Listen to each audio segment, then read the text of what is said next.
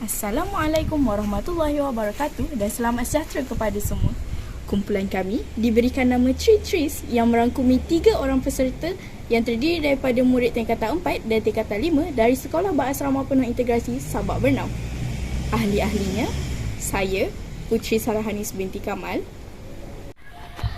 Fatin Najihah binti Rohli, Humairah binti Zulkarnain. Apa itu bandar hijau? Baiklah, kami akan terangkan kepada anda pada video seterusnya. bandar hijau merupakan bandar yang mesra alam dalam seluruh kitab hidupnya, termasuklah perancangan, reka bentuk, pembinaan, penjagaan dan perobohan. Apa itu teknologi hijau ya? Teknologi hijau dilaksanakan atas beberapa tujuan, iaitu yang pertama adalah untuk membantu dalam industri teknologi hijau serta membantu dalam sumbangan ekonomi negara. Yang kedua pula, ia juga adalah untuk mempertingkatkan daya saing di persaingan antarabangsa, dan yang terakhir sekali, ia juga adalah untuk memelihara alam sekitar buat generasi yang akan datang.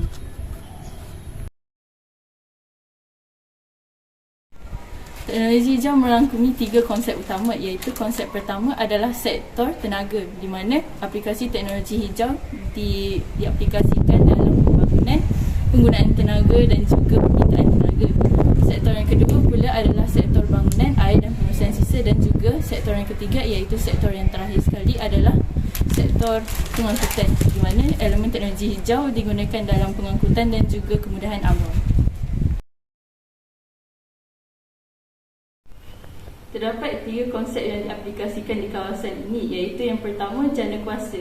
Terdapat 3 tempat kuasa dijanakan di kawasan ini, iaitu yang pertama di laut. Bawah laut ni ada turbin dan kipas, di mana bila air masuk dalam kipas tu, dia akan bertukar menjadi kuasa hidroelektrik dan seterusnya menjadi tenaga untuk kegunaan penduduk sekitar kawasan ini. Yang kedua pula adalah kincir angin.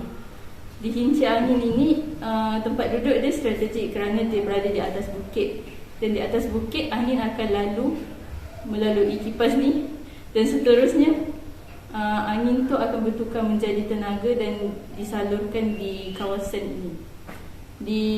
Di kincir angin ni juga terdapat solar panel. Solar panel ini bila matahari kena solar panel, dia juga akan menjadi tenaga dan disalurkan di kawasan ini.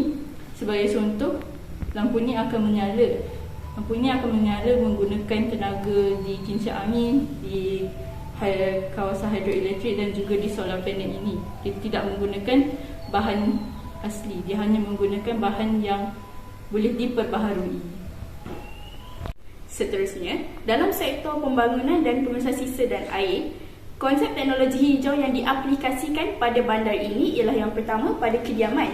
Terdapat mini garden di atasnya untuk menggalakkan penduduk mengamalkan gaya hidup sihat dengan memakan sayuran yang ditanam sendiri.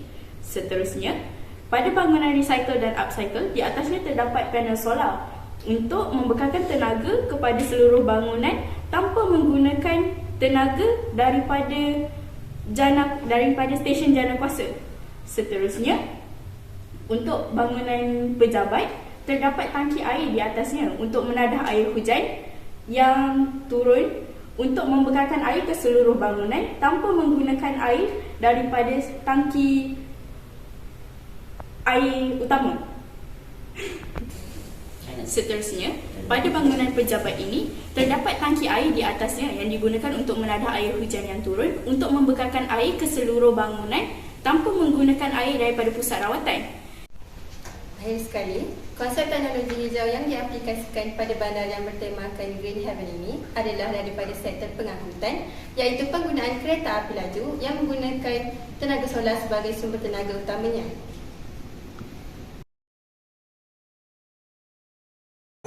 Secara keseluruhannya, melalui penggunaan konsep bangunan hijau ini, yang pertama, ia dapat mengurangkan kos yang diperlukan untuk memastikan segala kemudahan yang digunakan di dalam bangunan tersebut untuk berjalan dengan sempurna.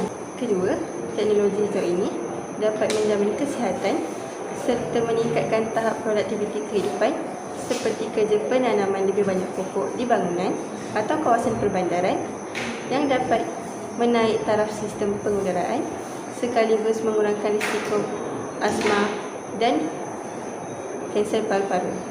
Dan yang terakhir sekali, kita dapat mengurangkan pembaziran serta mencegah daripada berlakunya pencemaran alam sekitar seperti lokasi tempat tinggal yang berhampiran dengan tempat kerja dapat mengurangkan penggunaan kenderaan bermotor di jalan raya. Sekian sahaja daripada kami. Terima kasih.